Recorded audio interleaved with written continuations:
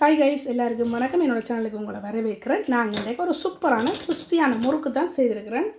இதை நீங்கள் ஈவினிங் ஸ்நாக்ஸாகவும் பயன்படுத்தலாம். இல்லைன்னு சொன்னால் உங்களோட கொண்டாட்டங்களுக்கு நீங்கள் செய்து கொள்ளலாம். நல்ல டேஸ்டான கிறிஸ்பியான முறுக்கு அப்படி செய்கிறேன்னு சொல்லி தான் இன்றைக்கு நான் இந்த சேனலில் போட போகிறேன். வாங்க வீடியோக்குள்ளே போகலாம். இது நான் 3 கப் அவிச்ச கோதுமை எடுத்து வச்சுருக்கிறேன். அரிச்சு எடுத்து வச்சுருக்கிறேன் நெடுதட்டால். அதோட இது 1 கப் கடலைமா, அதுவும் நல்ல வடிவாக அரிதட்டால் அரிச்சு வச்சுருக்கிறேன். எந்த ஒரு கப்பி இதுகளும் இல்லாத மாதிரி இது ரெண்டையும் சேர்த்துட்டு நாங்கள் இப்போ இதுக்கு தேவையான மற்ற இன்க்ரீடியன்ஸை சேர்க்க போகிறோம். வாங்க என்னென்னு சொல்லிட்டு பார்ப்போம். இதுக்குள்ளே நான் இப்போ அதுக்கு தேவையான அளவு உப்பு சேர்க்க போகிறேன். இந்த பெரிய டேபிள் ஸ்பூனால் 1 டேபிள் ஸ்பூன் உப்பு சேர்க்குறேன். நான் இது டேபிள் ஸ்பூன் பெரிய கரண்டி பார்த்தீங்கன்னு சொன்னா தெரியும். இதால் 1 டேபிள் ஸ்பூன் சேர்க்குறேன். இந்த ஃபுல்லாக நிரப்பின மாதிரி 1 டேபிள் ஸ்பூன் மிளகாத்தூளும் சேர்த்துருக்கிறேன். நீங்கள் எக்ஸ்ட்ராவாக வேணும்னு சொன்னா உரைப்பு இன்னும் கொஞ்சம் கூட சேர்த்துக்கொள்ளலாம். ஆனால் இது அளவு. மஞ்சள் தூள் ஒரு 1/4 டீஸ்பூன் சேர்க்குறேன். 1/4 டேபிள் ஸ்பூன் சேர்க்குறேன். 1/4 டேபிள் ஸ்பூன், டீஸ்பூன்னு சொல்லிட்டேன், டேபிள் ஸ்பூன் சேர்க்குறேன். எல்லாம் அதே கரண்டியால் தான் நான் சேர்க்குறேன். கவனித்து பார்த்துருந்தீங்கன்னா தெரியும். இப்போ இதுக்குள்ளே நான் எள்ளு சேர்க்க போகிறேன். எள்ளும் நான் வெள்ளை எள்ளு சேர்க்குறேன். நீங்கள் விருப்பமாட்டா கருத்தெள்ளு சேர்க்கலாம். அதுவும் கொஞ்சம் கூடுதலாக சேர்க்க போகிறேன். 1/4 டேபிள் ஸ்பூன் சேர்க்குறேன். பார்த்திங்கன்னு சொல்லிச்சோன்னா தெரியும். 3/4 டேபிள் ஸ்பூன் சீரகம் சேர்க்குறேன். சின்ன சீரகம். நீங்கள் இதுக்கு பதிலாக ஓமமும் சேர்த்துக்கொள்ளலாம். இப்போ எங்களோட எல்லா இன்க்ரீடியன்ஸும் நான் சேர்த்துட்டேன். இதை நல்ல வடிவாக நாங்கள் இப்போ கலந்து விடுவோம். இதுக்குள்ளே நான் பார்த்திங்கன்னு சொல்லிச்சோன்னா தெரியும் பெருங்காயம், அது கொஞ்சம் சேர்க்க போகிறேன். ஒரு 2 பிஞ்ச் அளவு பெருங்காயம் நான் இதுக்குள்ளே சேர்க்குறேன். இப்போ நாங்கள் இது எல்லாத்தையும் வடிவாக கலந்து விடுவோம். நல்ல வடிவாக கலந்தாச்சு. பார்த்திங்கன்னு சொல்லிச்சோன்னா தெரியும். நல்ல வடிவாக கலந்துட்டேன். நான் இப்போ இதுக்குள்ளே தண்ணி விட்டு குழைக்க போகிறேன். தண்ணி விட்டு குழைக்கிறதுக்கு இப்படி கொஞ்சம் மரக்கரண்டி எடுத்துருக்கிறேன். இது நார்மல் ரூம் டெம்பரேச்சரில் இருக்கிற தண்ணி. ஓரளவுக்கு தண்ணி விட்டு நீங்கள் கொஞ்சம் கொஞ்சமாக தண்ணி விட்டு குழைக்கணும். குழைச்சி இடியப்பமா பாத்துக்கு குழைச்செடுக்கணும். ரெண்டாக தான் முறுக்கு நல்லா சாஃப்டாக வரும். ஆனால் என்ன இடியப்பத்துக்கு நாங்கள் சுடு தண்ணி பாய்ப்போம். இதுக்கு நார்மல் ரூம் டெம்பரேச்சர் தண்ணியை பார்த்து அளவாக கொஞ்சம் கொஞ்சமாக விட்டு சேருங்கோ. பார்த்திங்கன்னு சொல்லிச்சோன்னா தெரியும். நான் தண்ணி அளவுக்கு விட்டுட்டேன். இப்போ நான் இதை கையால் இப்படி குழைக்க போகிறேன். ஏன்னு சொன்னால் கையால் தான் எங்களுக்கு பதம் தெரியும். கரண்டியால் குழைச்சி பதம் தெரியாது. இடியப்பமாண்டா உருண்டு வரும். இது ஆக கொஞ்சம் இடியப்பமாவோட கொஞ்சம் இறுக்கமாக வரணும். அதால் கை தான் சரியான பதம். எனக்கு நார்மலாக பதம் ஓகே. கையால் குழைச்சிட்டு காட்டுறேன் நான் உங்களுக்கு. இப்போ பார்த்திங்கன்னு சொல்லி சொன்னால் தெரியும். இதான் பதம் இப்படி கொஞ்சம் இலக்கமாக இருக்கணும். இடியப்ப மாவோட நாங்கள் இப்போ தான் 5 நிமிஷம் வைக்க போகிறோம். என்னென்னு சொல்லி சொன்னால் அப்படி வச்சா தான் கடலை மாவு கொஞ்சம் தண்ணி இழுக்கும். இப்போ அதில் ஒரு 5 நிமிஷம் வச்சுட்டு தான் நாங்கள் திரும்ப ஒரு குழைச்சிட்டு இடியப்புரலில் போட்டு முறுக்குரலில் போட்டு புளியணும். நீங்கள் பார்த்திங்கன்னா இது கொஞ்சம் இலக்கமாக இருக்குமா. ஒரு 5 நிமிஷத்தால் பார்த்திங்கன்னா மா கொஞ்சம் இறுகி போடும். அதுக்கு பிறகு தான் நாங்கள் முறுக்கு புளிய வேணும். இப்போ பார்த்திங்கன்னு சொல்லி சொன்னால் 5 நிமிஷம் ஆகிட்டு எங்களோட மா சரியான பதத்துக்கு வந்துட்டுது. கொஞ்சம் முருக சரியான பதத்துக்கு வந்துட்டு பார்த்திங்கன்னு சொல்லி சொன்னால் தெரியவேன்னு சொன்னால் கடலை மாக்கு அந்த இருக்கிற குணம் ஒன்று இருக்குது. அதால் தான் நான் 5 நிமிஷம் வச்சு போட்டு திரும்ப ஒருக்கா இதை குழைச்சி போட்டு நாங்கள் எங்களோட முறுக்கை சுடுவோம். அதுக்காண்டி கணக்கை குழைக்கணும் இல்லை, சும்மா அப்படி ஒரு பிரட்டி எடுத்திங்கன்னு சொல்லி சொன்னால் சரி.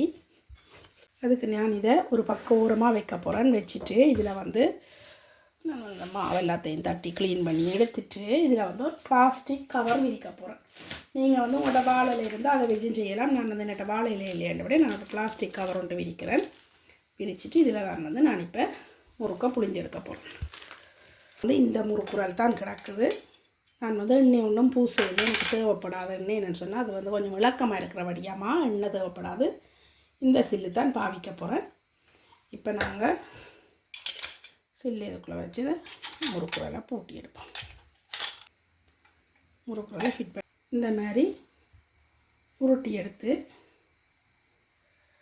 வைப்போம். இன்னும் கொஞ்சம் மாவு வைக்கலாம். இதே அளவு இப்படி இந்த அளவுக்கு வச்சுக்கன்னு சொல்லி சொன்னால் காணும். ஆக ஃபுல்லாக வைக்கணும் வண்டி இல்லை.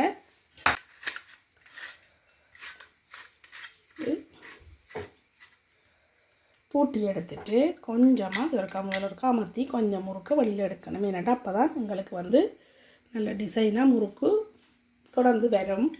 இப்போ பாருங்கள், நான் 1 2 புளிஞ்சு காட்டணும் உங்களுக்கு. அதுக்கு பிறகு இந்த ஆக உயரமாக இல்லாமல்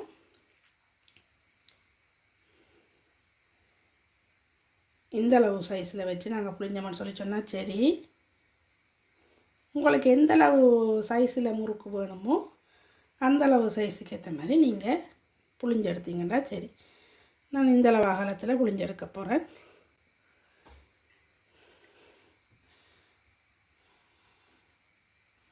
இன்னொன்று புளிஞ்சு காட்டுறேன் பாருங்க. நான் ஆக வந்து உயரமாக தூக்கி பிடிக்கல. இந்த முறுக்கை உரலை வந்து ஓரளவு உயரத்தில் வச்சு தான் நான் வந்து முறுக்கு சுடுறேன்.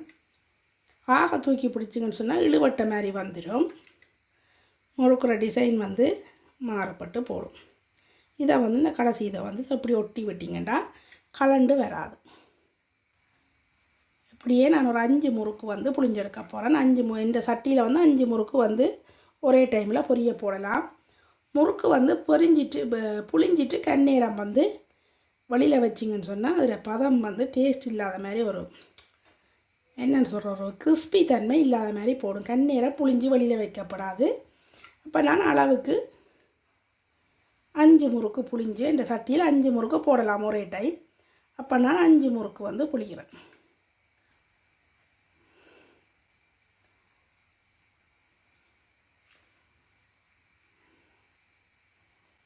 தேவையான 5 முறுக்கு வந்து நான் புளிஞ்சு எடுத்துட்டேன். இப்போ முறுக்கு வழியில் வராத மாதிரி இந்த பிஸ்டன் ஒர்க்காக வழியில் எடுத்து விட்டுட்டேன்.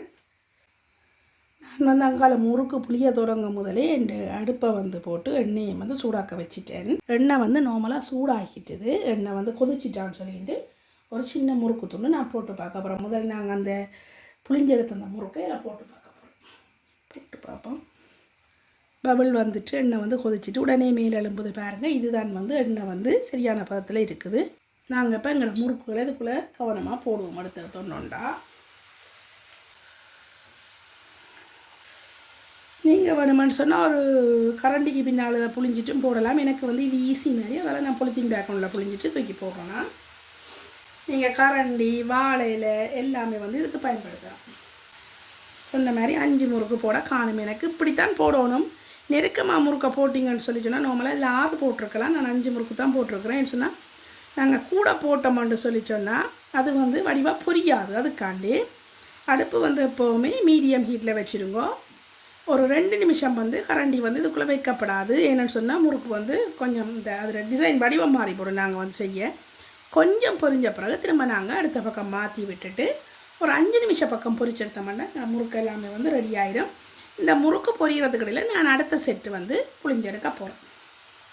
இப்போ வந்து நாங்கள் முறுக்கை போட்டு 2 நிமிஷமாக பக்கம் ஆகிட்டு பார்த்தீங்கன்னு சொல்லி சொன்னால் தெரியும். ஒரு அளவுக்கு வந்து பபிள்ஸ் குறைஞ்சிட்டு இந்த டைம் நாங்கள் வந்து இந்த முறுக்கை மற்ற பக்கம் மாற்றி விடுவோம். உடனே எண்ணெய்க்கு போட்ட உடனே கரண்டி வைக்கப்படாது. இப்போ பார்த்தீங்கன்னு சொல்லி சொன்னால் தெரியும். நான் இன்னொருக்கா திரும்பவும் சுற்றி விடுறேன். இப்போ எங்களோட முறுக்கு வந்து இன்னொரு அரை செகண்ட் ஒரு அரை நிமிஷம் அவிஞ்சா வந்து காணும். எண்ணெய் எல்லாம் வந்து இந்த பபிள்ஸ் எல்லாம் வந்து குறைஞ்சிட்டுது. இந்த டைம் வந்து நாங்கள் இந்த முறுக்கை வந்து இறக்கி கொள்ளலாம். நான் இது இறக்கி எடுக்க போகிறேன்.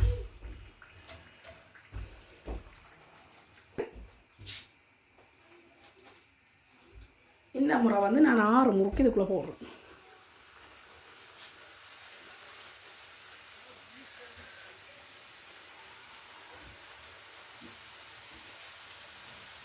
இதை கவனித்து பார்த்தீங்கன்னு சொல்லி சொன்னால் தெரியும். நான் வந்து எண்ணெய் வந்து இந்த முறுக்கு வந்து மேலே மிதந்து பொரிய உலகத்துக்கு விட்டுருக்கிறேன். ஏனெண்டா அப்படி விட்டோம்னு சொல்லி சொன்னால் முறுக்கு வந்து நல்ல வடிவாக பொரியும். நல்ல இடைவெளி விட்டு பொரியும். இப்போ வந்து 6 முறுக்கு போட்டாச்சு. நான் எல்லா முறுக்கையும் பொரிச்சிட்டு உங்களுக்கு காட்டுறேன். எத்தனை முறுக்கு வந்தது, என்ன மாதிரி எங்கிற கிறிஸ்பியாக இருக்குங்கிற முறுக்குன்றதை நான் எல்லா முறுக்கையும் பொரிச்சிட்டு உங்களுக்கு காட்டுறேன். இப்போ பார்த்தீங்கன்னு சொல்லி சொன்னால் தெரியும். எல்லா முறுக்கும் வந்து நான் சுட்டு முடிச்சிட்டேன். எனக்கு நான் எடுத்த அளவுக்கு 40 முறுக்கு வந்தது. நீங்களும் இதே அளவில் செய்தீங்கன்னு சொல்லி சொன்னால் இந்த சைஸில் 40 முறுக்கு வரும் உங்களுக்கும். இப்போ நாங்கள் எங்களோட முறுக்கோட்டை உடைச்சி பார்ப்போம். பாருங்கள் இப்படி சத்தங்களுக்கு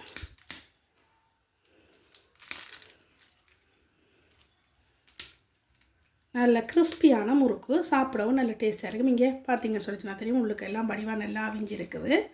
கிரிப்ஸியான முறுக்கு. நீங்களும் ட்ரை பண்ணி பாருங்கள். பார்த்துட்டு உங்களோட ஃபீட்பேக்கை வந்து எனக்கு தெரியப்படுத்துங்க. அடுத்த வீடியோவில் சந்திப்போம்.